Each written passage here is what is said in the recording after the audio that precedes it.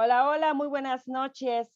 Son las 8 en punto y arrancamos como todos los jueves nuestro programa de La Voz del Residente de nuestra especialidad de ortopedia y traumatología. El día de hoy estoy supliendo a mi compañero Antonio Bache. Mi nombre es Carol Cruz. Doctor, ¿me permite? Vamos a apagar su video un segundito, por favor, y yo lo presento un momentito. Muchas gracias. Les comentaba, mi nombre es Carol Cruz. Y si es la primera vez que ustedes nos están viendo, permítanme comentarle rápidamente la dinámica de nuestro programa. Nosotros tenemos un invitado especial, que es un médico residente de ortopedia y traumatología, el cual nos hará una presentación de 30 minutos, que es de acuerdo a su especialidad. Al término de esta, le daremos voz a nuestro médico mentor invitado el día de hoy, el cual hará sus comentarios acerca de esta presentación.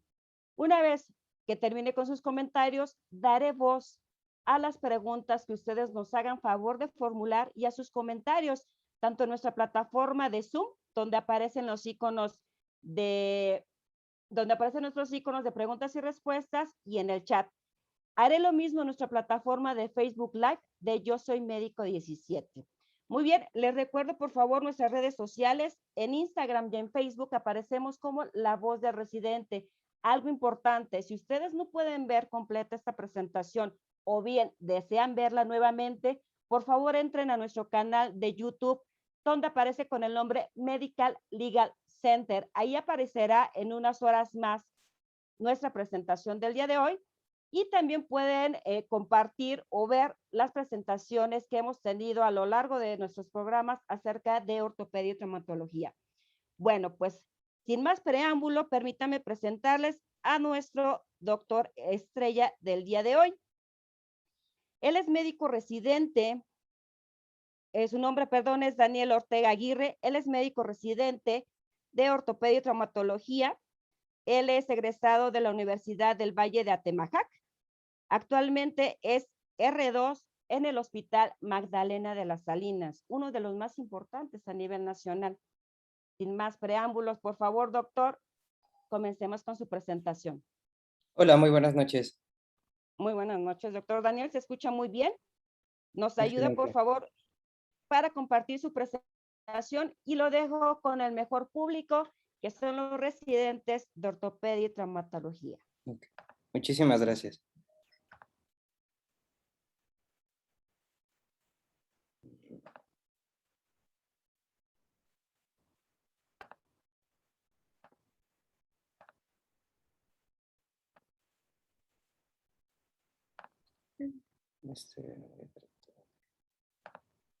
Compartir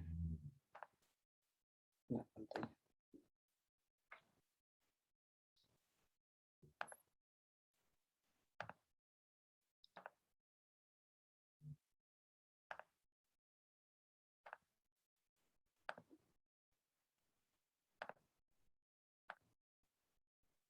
Listo. Buenas tardes, yo soy el doctor Ortega, soy residente de segundo año de ortopedia y hoy vamos a hablar de un tema bastante interesante que es la no unión de fractura. Bueno, ¿cuáles son los puntos a tratar? Vamos a tratar de definir qué es la patología, qué es y cómo se define, un poco de epidemiología y la clasificación de este padecimiento, cómo se produce, tanto los factores biológicos como mecánicos, su etiología y fisiopatología, cómo la diagnosticamos y las opciones de tratamiento que tenemos ante esta patología. Bueno, el mejor tratamiento para la no unión es la prevención. Esta es una frase dicha por Sir John Charley. Es el padre de la artroplastía moderna en 1962. Fue cuando él hizo realidad la primera prótesis de prótesis de cadera. Él decía en varios de sus libros que el mejor tratamiento para la no unión es la prevención. Entonces, vamos a ver que en la no unión, la mayoría de las causas por las cuales se da esta patología es por mal manejo de los tejidos, una poca planeación preoperatoria y falta de habilidad quirúrgica cuando tratamos ciertos tipos de fracturas y también no seguir los principios biomecánicos.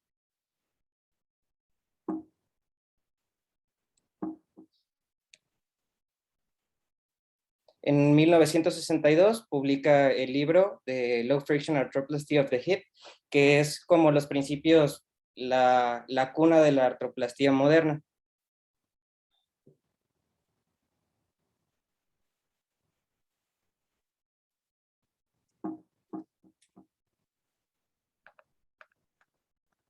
Listo.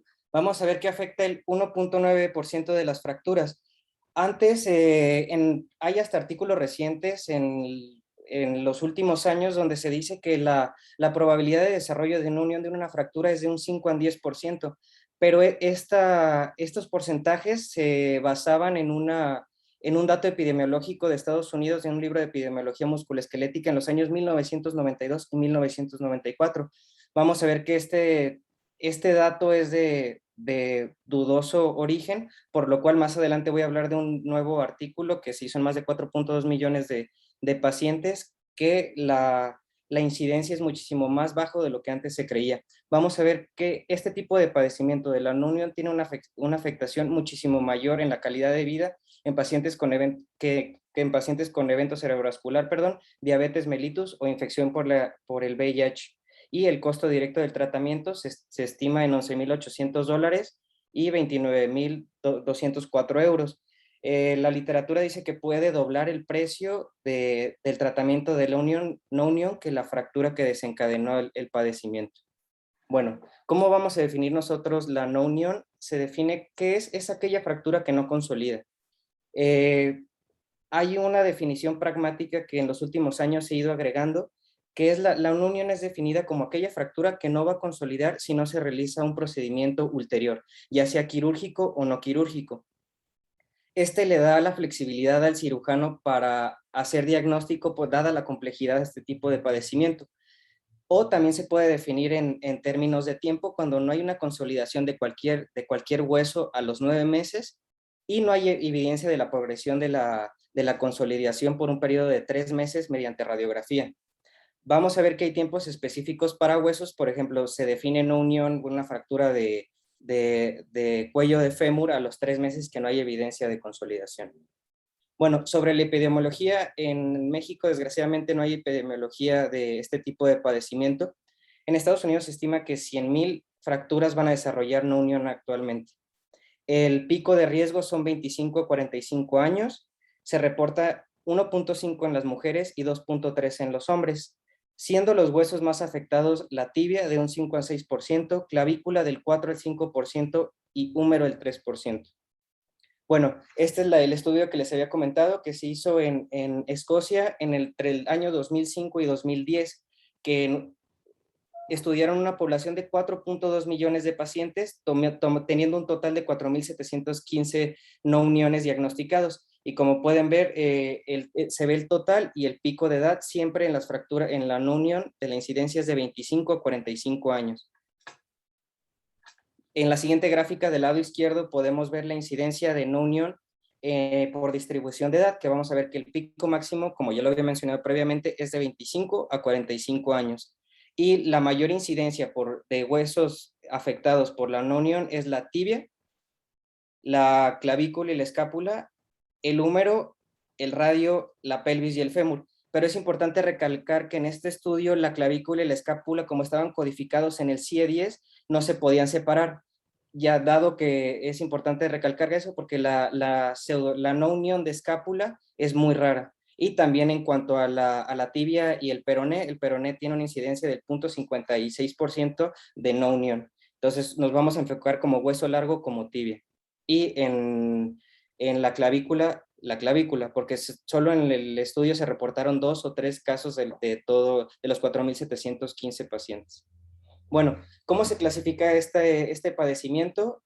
La localización de la no unión, la presencia o ausencia de infección y la etiología, ya sea en cuanto a localización epifisaria, metafisaria o diafisaria y del hueso que está afectando, si es séptica o aséptica, y la clasificación más universalmente utilizada mediante radiografías es la clasificación de Weber-Sech, que las clasifica en 3, hipertrófica, oligotrófica y atrófica.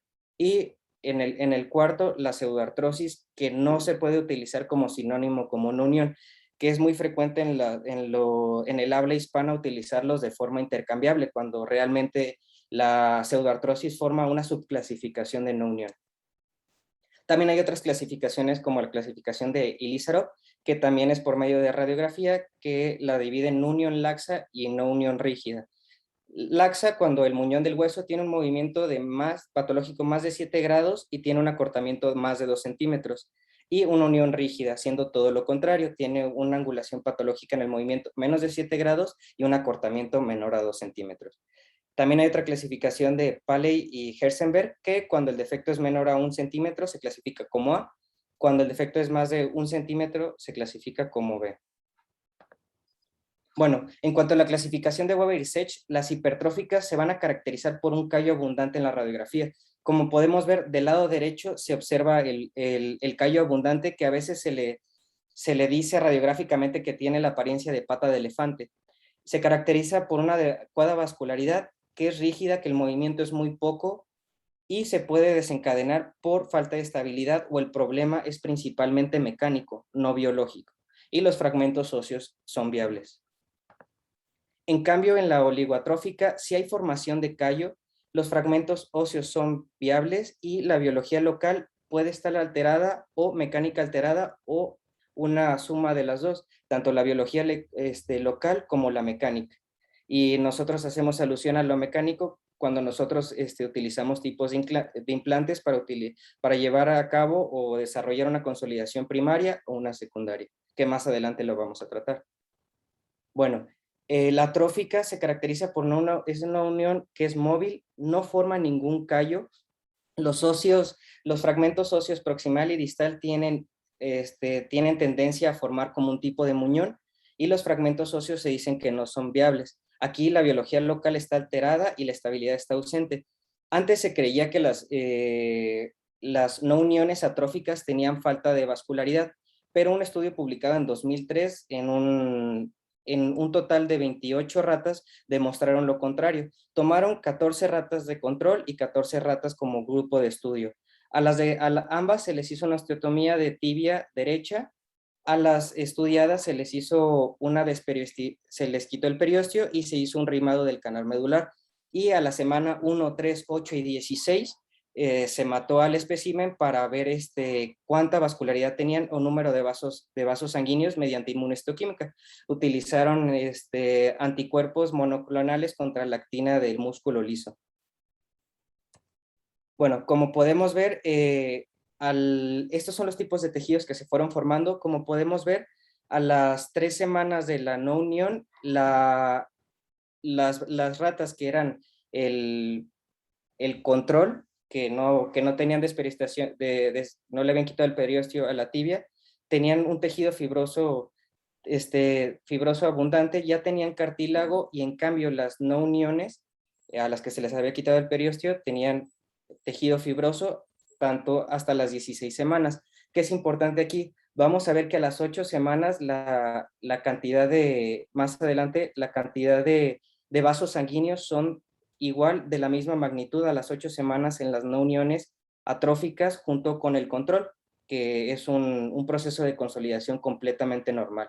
Entonces ya se desmitifica lo que antes se creía de que las no uniones atróficas no tenían vascularidad.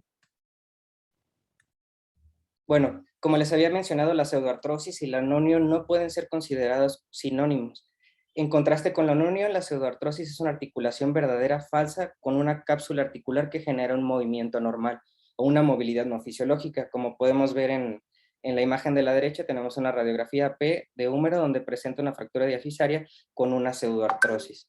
Entonces, en contraste sería una no unión subclasificado con una pseudoartrosis. Bueno, es muy importante tener el entendimiento de la consolidación normales para poder nosotros tratar de forma exitosa las no uniones y esta patología. Vamos a ver que el movimiento que tenemos a nivel del foco de la fractura va a ser vital para llevar a cabo la consolidación, que tenemos dos vertientes, la vertiente biológica y la vertiente mecánica, que en la ortopedia se conoce como biomecánica. Una influye directamente a la otra. Y cualquier alteración que nosotros tengamos en la mecánica o en la biología, vamos a tener una afectación en el proceso normal de consolidación, que en última instancia nos puede llevar a una no unión. Bueno, en un artículo publicado en 2016, es un artículo bastante interesante que Elliot y colaboradores hacen una teoría, establecen una teoría de de consolidación y no unión, que en inglés es Bone Healing and Non-Union Theory, que hablan que el tejido, quieren proponer cómo se lleva a cabo el proceso normal de la consolidación y cuáles son los puntos que llevan a la no unión con uso de gráficas y siguiendo la teoría de Perren, la teoría de Wolff y la teoría de Frost. Ahorita las vamos a ir a explicar más adelante. Entonces, ellos dicen que el tejido que se forma alrededor de la fractura es una unidad de consolidación, es una entidad funcional específica y que va a cambiar de tejido y de la resistencia a las tensiones conforme se va llevando a cabo el proceso de consolidación.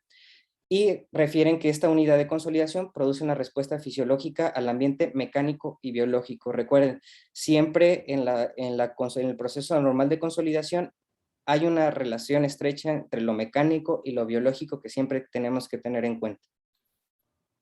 Bueno, esta teoría utiliza 3 teorías y leyes para poderla justificar. La ley de Wolff comenta que la respuesta es la respuesta fisiológica normal del hueso al ambiente mecánico durante el crecimiento y el remodelado. Y bueno, la ley de Wolff dice que la mayor densidad del hueso laminar va a estar donde hay mayor carga en el hueso. La teoría de Perren habla sobre la respuesta fisiológica que tiene el hueso fracturado, al ambiente en el foco de fractura. Habla principalmente de las tensiones, que ahorita más adelante vamos a ver lo que propuso Perren para una tensión ideal para que se lleve a cabo la consolidación. Y la teoría de Frost, que describe la homeostasis del hueso como un mecanoestato que responde a las variaciones en el ambiente mecánico. Bueno, en esta gráfica podemos ver una campana. Tenemos el punto A, el punto B y el punto C. Vamos a ver que para que se lleve una formación de hueso o que se lleve a cabo la consolidación del hueso, la tensión en el foco de la fractura tiene que estar del 1 al 10%. Eso sería lo ideal.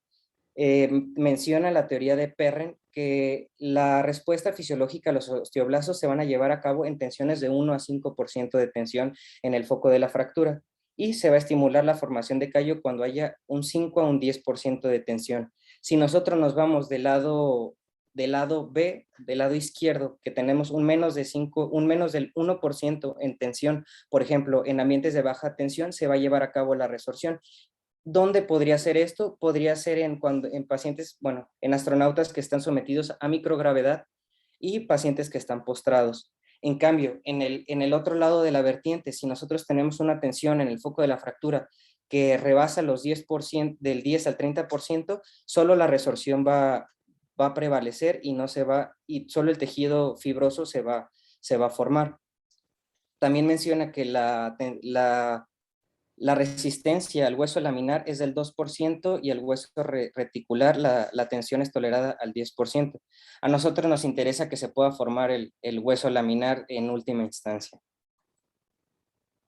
Bueno, como ya lo había mencionado previamente, en cuanto a la fisiopatología mecánica, la tolerancia a la tensión inicialmente es en un 100%, pero conforme el callo se comienza a calcificar, la tolerancia es del 2 al 10%. Si el movimiento no disminuye conforme va avanzando el tiempo, se va a llevar a cabo altas tensiones, más del 10 al 30%, y no se va a formar la consolidación y por lo tanto el desarrollo de la no unión.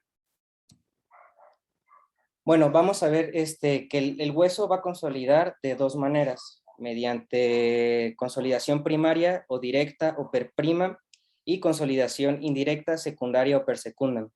Vamos a ver que las fracturas tratadas de manera conservadora o aquellas con clavos centromedulares o fijadores externos van a tener una estabilidad relativa, porque el movimiento entre los fragmentos es un movimiento, no es una estabilidad absoluta, que tienen un movimiento de 0.2 a 1 milímetro. Para recordar brevemente los pasos de la consolidación secundaria, es inflamación, que se da en la primera semana, la formación del callo blando, que es de las 2 a 3 semanas, el callo duro de las 4 a las 12 semanas, y la remodelación, que se puede llevar a cabo en meses o años. Y todo esto, cuando nosotros utilizamos de manera conservadora aquellas fracturas tratadas con clavos centromedulares o fijadores externos, vamos a tener una estabilidad relativa. Entonces, normalmente el movimiento intrafragmentario, cuando en el foco de fractura es de 0.2 a 1 milímetro, se le conoce que la estabilidad es relativa. Por el contrario, y este tipo de, de tratamiento nos van a dar una consolidación secundaria, que lo característico es la formación de callo. Es importante tener en cuenta eso. En cambio, cuando nosotros fijamos una fractura, hacemos una reducción abierta y fijación interna para un hueso de forma rígida, lo hacemos por lo general con placas. Y esta fractura va a consolidar de forma primaria sin formación de callo. Y se dice que es una estabilidad absoluta porque tiene una movilidad en el foco de la fractura menos de 0.15 milímetros y la tensión es menor al 12%, entre el 1 y el 12% para que se pueda llevar a cabo. Si nos vamos del otro lado de la gráfica, que era el punto B, al lado izquierdo, si nuestro constructo de la fijación interna no permite cierta tensión, que la tensión es 0, no se va a llevar a cabo la consolidación y por ende vamos a llevar a cabo una no unión.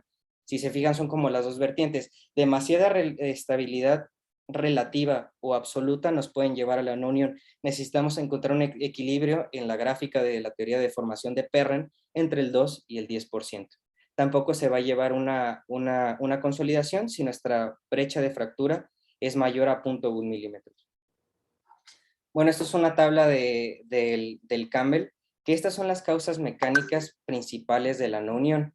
Una mal reducción, que puede ser una mal posición, mala alineación o una distracción de los fragmentos cuando nosotros utilizamos cualquier tipo de material de osteosíntesis o cuando nosotros hacemos una reducción cerrada con aparato de yeso y tenemos una mala posición y mala alineación, nos puede desencadenar una unión. Una estabilización inapropiada, cuando utilizamos demasiado poco o una fijación insuficiente, sería en el caso de una reducción relativa, que utilizamos una estabilidad relativa, pues puede ser muy poco, o demasiado rígida. Como ya lo había mencionado, demasiado rígida está del lado B de la curva de Perren, y del lado, cuando es demasiado, que es inestable la fractura, que tiene una tensión más del 100%, una movilidad, vamos a ver que se va a desplazar al lado derecho de nuestra curva de Perren. Una elección inapropiada del implante, o que nosotros utilizamos mal un implante para lo que fue diseñado, o errores técnicos. Vamos a ver que en la práctica clínica habitual, la causa más frecuente de las no uniones son establecidas por el cirujano, por una mala técnica, una poca planeación preoperatoria o un poco cuidado del procedimiento quirúrgico, no teniendo cuidado con los tejidos blandos y las estructuras vasculares. Como ya lo había mencionado, en esta gráfica tenemos dos vertientes. Nosotros queremos llevar la formación neta de hueso, entonces necesitamos una tensión del 2 al 10% en el foco de la fractura. Cuando nosotros tenemos una tensión mayor, que tiene demasiada movilidad del foco de fractura, nos vamos a ir hacia el lado izquierdo, hacia el lado derecho de la C. Si nosotros tenemos un constructo de fijación interna, de reducción abierta con fijación interna demasiado rígida, nos vamos a ir al otro lado. Nosotros nos vamos a ir del lado B hacia el lado izquierdo, no pudiendo tener la tensión necesaria para que se estimule la formación de hueso. Bueno, en cuanto a la biología, se van a dividir en factores locales y factores sistémicos. De los factores locales, la lesión excesiva a tejido blando, que tanto puede ser como propia del mecanismo de la lesión o propia del cirujano al realizar el procedimiento quirúrgico. Una pérdida ósea importante, que también se puede llevar, nosotros la podemos realizar cuando tratamos una no unión compleja en una puntuación de 50 a 75 en la escala de Calori, que también la vamos a mencionar. Infección y lesión vascular. En cuanto a los factores sistémicos, figuran la edad del paciente, enfermedades crónicas como artritis reumatoide, anomalías metabólicas como diabetes mellitus tipo 2, que vamos a ver que si nosotros tenemos una hemoglobina glicada más del 10%, vamos a tener 7 veces más de probabilidad de nosotros desarrollar no unión. Anormalidades endocrinas, malnutrición, medicamentos como el uso de antiinflamatorios no esteroideos y tabaquismo. Es importante también recalcar que en el estudio que previamente les había mencionado, que se estudian 4.2 millones, con 4.715 no uniones, se vio que el EDASO es un factor de riesgo, pero no desarrollado por la osteoporosis. No se vio que la osteoporosis o la osteopenia fuera un factor influyente en el desarrollo de la no unión. Eso también es muy importante. Otra de las cosas muy importantes las vamos a mencionar más adelante sobre cuándo nosotros decimos que una fractura está consolidada o no está consolidada. Bueno, esta es la misma gráfica que les había presentado previamente. Aquí tenemos X, Y y Z, los factores biológicos previamente que les había mencionado, tanto los locales como los sistémicos, van a afectar en cada uno de estos puntos. No se ha establecido en la literatura en cada uno cuál afecta, pero vamos a ver que hay factores, tanto locales o biológicos, que van a retrasar la formación del hueso o van a retrasar en la Y, retrasar el umbral de la tensión en la cual se puede formar el hueso, y Z, que previenen completamente la formación del hueso. En un estudio publicado por Brinket et al, vamos a ver que no todas las no uniones pueden ser achacadas a un problema mecánico. Vamos a ver que en este estudio de 883 pacientes, 37 se les refirieron al endocrinólogo cuando se percataron que la no unión era desencadenada no por un problema mecánico, sino por un problema biológico. Entonces se refirieron al endocrinólogo y el 84%, 31 de estos 37 pacientes que habían sido referidos, fueron diagnosticados con una anormalidad endocrina o metabólica. Y de estos 25 tuvieron un déficit de vitamina D. También uno se pregunta, bueno, el tratamiento con vitamina D, ¿hay evidencia de que aumenta la probabilidad o es eficiente en el tratamiento de la no unión? Realmente no hay evidencia ahorita para afirmar que el tratamiento o la suplementación con vitamina D tenga un impacto en la no unión. El concepto diamante es un concepto que surge a mediados del 2008 que toma 5 puntos muy importantes para la consolidación fisiológica normal. Cuando alguno de estos 5 factores se ven afectados, que son células osteogénicas, andamios osteoconductivos, un ambiente mecánico adecuado y factores de crecimiento y la vascularidad, se va a llevar a cabo una consolidación fisiológica normal. Pero cuando uno de estos factores se puede alterar o está afectado, altera todo el proceso normal de consolidación. Recientemente se agregó uno nuevo que es el estado libre o el ambiente libre de infección, porque vamos a ver que las infecciones, las no uniones sépticas, son muchísimo más complejas de tratar que una no unión causada por un problema mecánico. También recientemente se ha visto en estudios recientes que la mayoría de los problemas, como ya les había mencionado, son mecánicos. Cuando nosotros tenemos un adecuado ambiente mecánico, tanto las células osteogénicas, los andamios osteoconductivos, el ambiente mecánico y los factores de crecimiento van a volver a la función, por así decirlo. Cuando nosotros tenemos un ambiente mecánico adecuado, este tipo de factores por sí mismos se van a dar en el proceso normal de consolidación. Bueno, ¿cómo vamos a nosotros diagnosticar la no unión? Bueno, nosotros tenemos signos clínicos y signos radiográficos que nos van a servir a nosotros para poder hacer el diagnóstico de no unión. Los síntomas clínicos, los síntomas más frecuentes, el 84% de los pacientes van a llegar refiriendo que tienen dolor al apoyar en el sitio de la fractura, 84%. 74% van a referir dolor en el sitio de la fractura y un 38% cuando nosotros palpamos el sitio de la fractura van a referir dolor. Esos son como los síntomas cardinales que van a tener alguien con unión después de que ya el tiempo normal que nosotros tenemos esperado para la consolidación no se lleva a cabo. Que, por ejemplo, un paciente ya lleva 9 meses, los estuvimos citando, te refiere dolor con la carga, junto con las imágenes y la evaluación radiográfica, nosotros podemos hacer el diagnóstico. La exploración física, pues la movilidad, cuando nosotros realizamos una movilidad en un foco de no unión y es móvil, pues viene luego a la mente que puede ser una no unión oligoatrófica, una no unión atrófica, o si el movimiento es excesivo, pues nos hace sospechar de una pseudoartrosis. Como ya lo había mencionado, es un subtipo de no unión, no son intercambiables. Estudios de laboratorio, pues si vamos a someter al paciente, nosotros determinamos que para tratar la no unión pues requerimos estudios de laboratorio preoperatorios, pero también es importante descartar la infección, pedir reactantes de fase aguda, velocidad de sedimentación globular, que normalmente es positiva cuando tenemos más de 30 milímetros por hora, una proteína C reactiva más de 1 miligramo por decilitro y leucocitosis más de 10,000.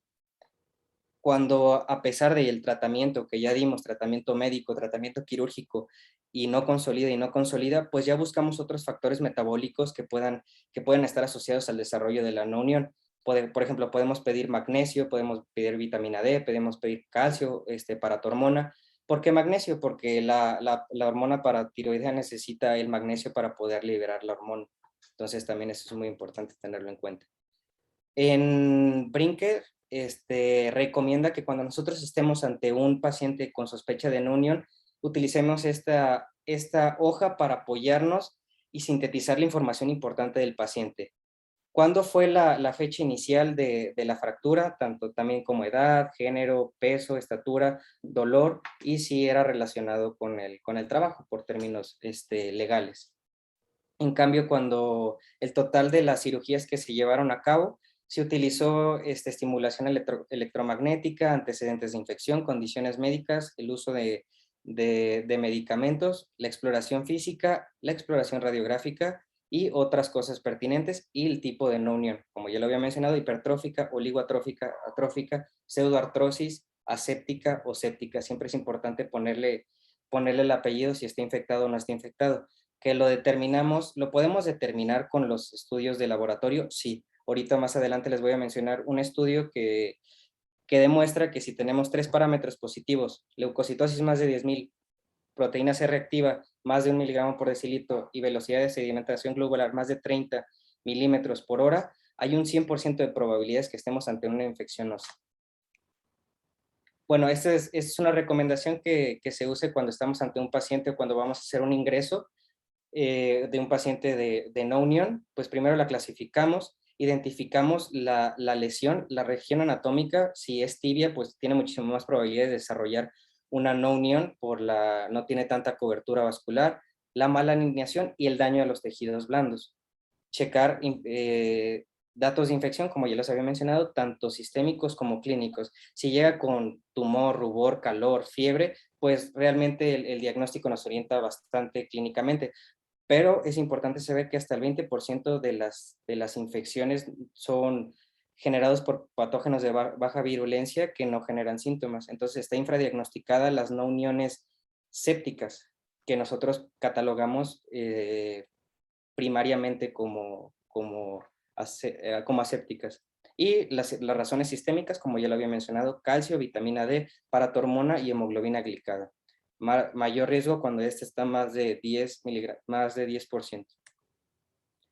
¿Y cómo diagnosticamos? Hay escalas y puntuaciones que proveen un abordaje más sistematizado y estandarizado para nosotros diagnosticar la no unión, que con una evidencia, si no contundente, más apegado a la evidencia científica. Hay varias escalas. Tenemos la escala de Rust, que es un score para las fracturas de tibia, NORD, que es determinamos el riesgo de que de una no unión no pegue, Roche para la cadera específicamente, y la más reciente validada es la NOS, que es la que vamos a hablar nosotros, que es Caloric Non-Union Scoring System.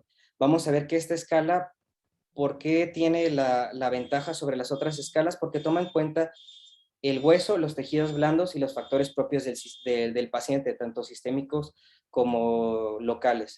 En 2008 sale la primera escala y es modificada últimamente en última instancia en 2014, ya siendo estandarizada en 300 huesos largos. Esta es lo que les había comentado de la probabilidad de confirmar una infección utilizando los 3 parámetros de laboratorio, la leucocitosis, la velocidad de sedimentación globular y la proteína C reactiva. Es de un estudio de Stucken y colaboradores del 2013. Bueno, esta es la escala que les había mencionado, la escala de NOS, que toma en cuenta el hueso, toma en cuenta el tejido blando y toma en cuenta el paciente. En cuanto al hueso, la calidad, cómo fue el tipo de la fractura, si él ha tenido procedimientos quirúrgicos previos, qué tan invasivos fueron los procedimientos quirúrgicos previos, si hay una adecuada inestabilidad, si no hay una adecuada estabilidad, la clasificación de Weber y Sech, el alineamiento óseo y el defecto. Si se fijan aquí, pues tenemos todos los factores propios del hueso para el desarrollo de la no unión. En cuanto al tejido blando, pues habla sobre el estado de los tejidos blandos, si hay una vascularidad adecuada, presencia o no de lesiones en el sitio o haya defectos importantes, si se utilizó algún tipo de tratamiento como colgajos, y el paciente, el grado de ASA, si tiene diabetes o no, los estudios de laboratorio previamente mencionados para el diagnóstico o el descarte de no unión séptica, y las manifestaciones clínicas de una probable infección, el uso de tratamiento esteroideo o antiinflamatorio y si el paciente fuma o no. Se multiplica el valor de lo previamente mencionado por 2 y lo interesante o lo práctico de esta escala es que con el puntaje que nosotros tenemos nos va a dar una recomendación de tratamiento, que la vamos a mencionar más adelante. Esta es la que les había mencionado, es la escalera de tratamiento propuesta por Calori y colaboradores. Cuando nosotros tenemos una puntuación de 0 a 25 puntos, lo más probable es que nuestra no unión estemos ante una unión con inestabilidad mecánica. Entonces, ¿cómo lo vamos a solucionar? Si tenemos una demasiada movilización en el foco de fractura, pues utilizar una reducción abierta con fijación interna con consolidación primaria, con uso de implantes que nos den una estabilidad absoluta. Si nosotros tenemos una puntuación de 26 a 50, pues ya puede haber factores biológicos, hay factores biológicos y mecánicos asociados. Entonces nosotros ya tenemos que utilizar otro tipo de terapias, ya sea, siempre es mejorar la estabilidad, o sea, la mecánica, y podemos utilizar terapias monorriel, como cuáles, choque eléctrico extracorpóreo o utilizar ondas electromagnéticas. Y también se puede utilizar biotecnología como células estromales, proteína morfogénica ósea, etc. Cuando nosotros tenemos de 51 a 75 puntos, es porque hay un déficit, hay una deficiencia mecánica importante o biológica leve, o una deficiencia mecánica leve y biológica importante. Tenemos que, en este tipo de pacientes, ya el tratamiento, lo que comenta la escala de Calori, es que ya se hace resección de los bordes de la no unión y crea un gap de defecto óseo importante, y también mayor lesión a los tejidos blandos por el tipo de intervenciones que se realizan, recomendando ya una cámara biológica o politerapia, que ya es utilizar autoinjerto de cresta ilíaca, utilizar proteína morfogenética ósea, utilizar transporte óseo vascularizado, etcétera, etcétera. Cuando nosotros tenemos una puntuación de 75 a 100 puntos en la escala de NOS o de Calori, pues ya se propone un tratamiento, tanto amputación, artrodesis o prótesis. Es importante saber que cada uno de nuestros pacientes pues es un individuo con preferencias y objetivos diferentes, que probablemente se pueda aceptar una no unión relativamente estable si el paciente tiene una funcionalidad para él adecuada y poco dolor, o una amputación. Eso ya ya se habla con el paciente, pero este tipo de escala de estrategia es bastante importante y demasiado útil, porque tú te puedes orientar en el tratamiento cuando estás ante una no unión. Bueno, como ya lo había mencionado, el tratamiento que dijo Sir John Charney, que el mejor tratamiento para la no unión es la prevención. Con nosotros, ¿cómo vamos a evitar o vamos a disminuir la probabilidad de nosotros desencadenar o ser propicios a generar una no unión por nuestro tratamiento quirúrgico? Es planificar adecuadamente las cirugías, tener un plan preoperatorio, tener un conocimiento sobre el procedimiento que vamos a utilizar y utilizar los principios biomecánicos y los implantes de manera adecuada. Todo esto puede ser entrenado para mejora de los pacientes que tienen este padecimiento. Y al día de hoy, como ya lo había mencionado, en la práctica clínica diaria, la causa más frecuente es el daño causado por una cirugía no realizada adecuadamente, un implante pobremente o malmente colocado, un implante incorrecto, son factores mayores en el desarrollo de la no unión. Y la mayoría de las fallas son evitables y explicables, por lo cual una planificación preoperatoria es recomendada. Hay 5 pilares que nosotros tenemos que tener en cuenta en el tratamiento. Optimización de los factores de riesgo modificables. Si el paciente tiene un descontrol glicémico, controlarle adecuadamente la glucosa. Si el paciente presenta enfermedades crónico-degenerativas o enfermedades reumatológicas, pues tener la valoración previa por reumatología y un estado, no tratarlo en una exacerbación del padecimiento reumatológico. Una adecuada alineación mecánica, que es de los factores mecánicos, una fijación estable y una estimulación mecanobiológica. La estimulación mecanobiológica se puede dar per se con un adecuado ambiente mecánico y la rehabilitación temprana. Y pues, ¿cómo nosotros los vamos a tratar? ¿Qué tipo de implantes nosotros podemos utilizar para tratar las no uniones? Pues no hay una regla general de que se tiene que utilizar tal implante para tal tipo de no unión o este implante para tal tipo de no unión, mientras siempre se respete los principios universales para los cuales el implante fue desarrollado. El clavo centromedular, bueno, cuando utilizamos este tipo de implante, está asociado a un insulto limitado a los tejidos blandos, da una estabilidad y distribución de las cargas y permite una carga temprana de peso y rehabilitación. Podemos utilizarlo inicialmente para las fracturas multifragmentadas que tienen una distribución de la carga entre los fragmentos. Entonces nos permite utilizar este tipo de implante generándonos una estabilidad relativa con una consolidación secundaria. Y también la ventaja que tienen es el rimado, porque el rimado del canal medular aumenta la superficie de contacto entre el implante y la cortical y también incrementa el aporte sanguíneo cuando nosotros hacemos el rimado del canal medular. Algo muy importante agregar es que antes utilizar nosotros un clavo centromedular para tratar una no unión séptica, por ejemplo, de tibia o fémur, era una contraindicación la infección, pero últimamente, bueno, recientemente se han agregado implantes que están cubiertos con antibiótico que pueden hacer real el tratamiento en una sola exhibición quirúrgica en un paciente con una no unión infectada. Los fijadores externos también es otra opción sin contraindicar el utilizo de placas o un clavo centromedular. Es buena opción en pacientes que son referidos tardíamente, que tienen una mala adherencia o que ningún otro tratamiento ha sido efectivo. Son extremadamente efectivos con una tasa de unión de más del 90%. Esto es importante saber que el fijador externo circular es el único implante de fijación de consolidación biológica. Tiene tasas bastante de buenas, con unas tasas de efectividad del más del 90%. Algo que se me olvidó mencionarles previamente, que es bastante importante, en el artículo de Calori, que les había comentado de la escala de NOS, cuando nosotros seguimos esas recomendaciones en el estudio, en las 300 huesos que trataron con esa escalera de tratamiento, se llevó en la consolidación de la no unión en más del 80% en los 3 grupos. En el grupo 1 de 0 a 25 puntos, de 25 a 50 y de 50 a 75. Entonces es importante, hay evidencia científica que nosotros si seguimos eso, son muy altas las probabilidades de que nosotros llevemos a cabo una consolidación de una no unión. Como ya les había comentado, la tensión inicial en las fracturas multifragmentarias es baja porque la tensión se distribuye entre cada uno de los fragmentos, pero cuando la fractura comienza a unirse, eventualmente llevará a la formación de una fractura con una alta tensión.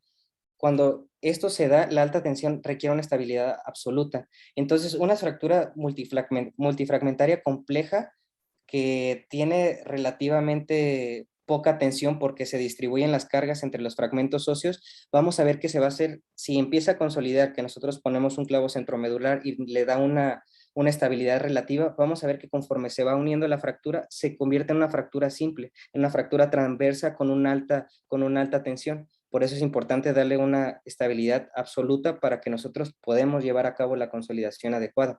Entonces, las fracturas inicialmente multifragmentadas se pueden convertir en fracturas lineales con alta tensión. Bueno, esto es lo que ya les había mencionado previamente.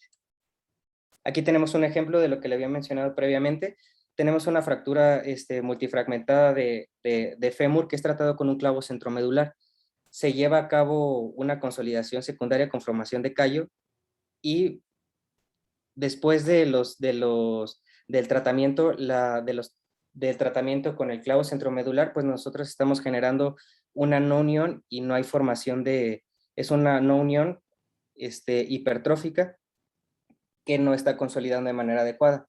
Entonces, esta fractura que al principio fue multifragmentada se convierte en una fractura lineal, como lo podemos ver en la AP con el clavo centromedular. Cuando se utiliza una estabilidad absoluta, como vemos con la colocación de placa y tornillos intrafragmentarios, vemos la adecuada ya consolidación del foco de la fractura.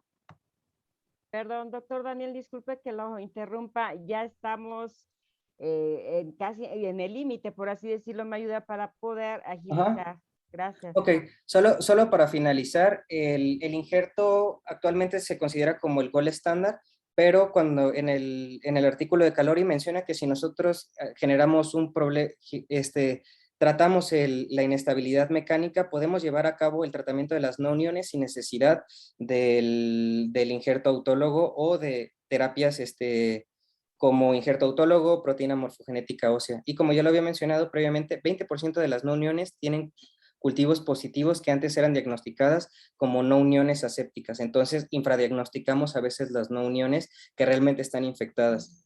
La epidemiología es la principal causa de no unión aséptica, Estafilococo aureus en un 37, enterococos el 22.5 y Estafilococo epidermidis en un 16.2. Y hay una tasa baja de infecciones polimicrobianas.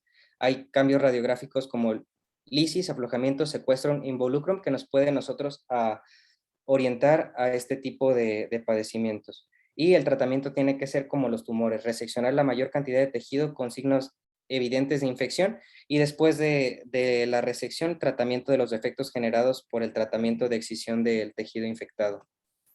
Y un artículo reciente que salió en el 2019 en el New England es bastante interesante, que resalta que la terapia antibiótica oral no era inferior que la intravenosa en el tratamiento de infecciones ortopédicas por 6 semanas. Entonces, esto da un punto a que nosotros podamos tratar las infecciones, las no uniones sépticas con tratamiento antibiótico y no tener a pacientes hospitalizados por muchísimo tiempo con los riesgos de infección, con la adquisición de infecciones nosocomiales. Listo, sería todo. Muchas gracias, doctor Daniel. Nos hizo una presentación súper precisa, muy fructífera, de hecho. Es más, nos falta un poquito, pero digo, ahorita estamos un poquito ya cortos de tiempo, pero le agradecemos mucho su presentación, buenísima. Y Muchas si ustedes gracias. me permiten, voy a presentar a nuestro mentor, también estrella el día de hoy. Muchas gracias por acompañarnos nuevamente, doctor Rodolfo Bañuelos Benítez. Les platico un poquito acerca, un segundito, les platico un poquito acerca de nuestro mentor. En su experiencia profesional, él es cirujano ortopédico por más de 35 años, ex profesor titular de posgrado en interacciones con biomecánica, por parte de la Universidad Panamericana, Campus Aguascalientes. Es expresidente del Colegio de Ortopedia y Traumatología de Aguascalientes y actualmente es tesorero de la Federación Mexicana de Colegio de Ortopedia y Traumatología, mejor conocida, como la FEMECOT. Doctor Rodolfo, ¿sí me escucha? Perdón. Escucho perfectamente, Carol. Muchas gracias, doctor Rodolfo. Muchas gracias por acompañarnos nuevamente. Es un honor tenerlo nuevamente y por favor, escuchemos sus comentarios acerca de esta presentación. Primero, muchísimas gracias a Medical Legal Center por la invitación a participar. De verdad es un gusto estar con ustedes. La presentación del doctor Ortega ha sido una presentación bastante completa con relación al tema de la no unión. Sin embargo, yo le comentaría al doctor Ortega que a veces los manejos y los diagnósticos en la práctica no son tan teóricos ni tan fáciles porque representan un costo para las instituciones y sobre todo para los pacientes privados. Entonces, en muchas ocasiones tenemos que guiarnos más por la clínica que por toda una serie de estudios que no son tan prácticos de llevar a cabo porque o no se disponen o tienen un costo muy alto.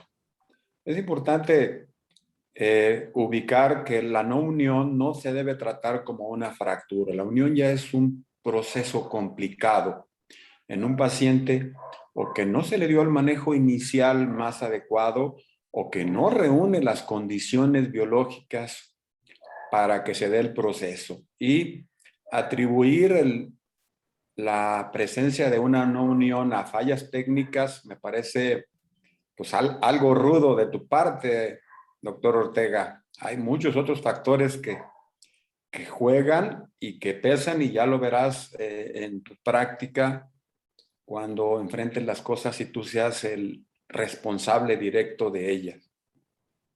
Yo creo que en cuanto al desarrollo de la plática, tu análisis, tu revisión fue vasta, incluso creo que pecaste de exceso. Hay que respetar los tiempos, doctor Ortega. O sea, es una de las cosas que más nos cuesta a los médicos, y generalmente nos excedemos en los tiempos para los que se nos destinó, que se nos asignó, y eso es una falla que creo que hay que puntualizar. Y una última es que procures presentar tus diapositivas, en este caso en español. Yo entiendo que hay algunos cuadros que son difíciles de llevar a una diapositiva en español, pero hay muchos otros que sí uno puede traducirlos previamente, y esto por respeto a la audiencia creo que es un aspecto a considerar. En fin, yo te felicito y te aplaudo la fortaleza para presentarte ante una audiencia, porque no es algo simple, y agradezco a Medical Legal Center por su invitación. No sé si hay algún comentario adicional, estoy a la orden. Muchas gracias, doctor Bañuelos. Sí, ahorita también nos va a ayudar con sus comentarios finales. Ahorita ya por la premura del tiempo, ya estamos a escasos minutos de terminar, no me va a dar oportunidad de presentar las preguntas que tenemos, pero si ustedes me permiten rápidamente voy a agradecer la participación de los residentes que el día de hoy nos acompañaron. Tenemos al doctor Miguel, que nos acompañó de Guadalajara, Jalisco. Tenemos también a la doctora Laura, que nos acompañó desde Baja California Sur. Al doctor Eric, desde el país de Bolivia. Muchas gracias, doctor Eric. La doctora Patricia Hernández da también los comentarios de que fue un excelente tema. Muchas gracias por compartirnos. Está la doctora Vega, también saludos desde la Ciudad de México.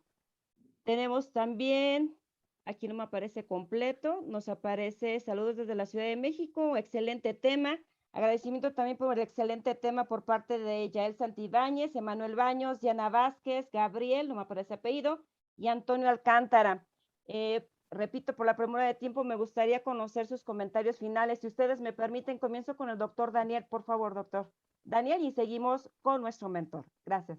Muchas gracias. Para comentar la no unión, como dice el doctor, en la práctica privada es algo complejo de tratar por tanto el recurso económico, que no se cuenta en todos los hospitales con los estudios de gabinete necesarios para nosotros hacer una adecuada planeación preoperatoria. Hay en el Instituto Mexicano, en el Magdalena de las Salinas, tenemos un servicio destinado al tratamiento de este tipo de padecimientos de no unión, que se llama cirugía de rescate osteoarticular.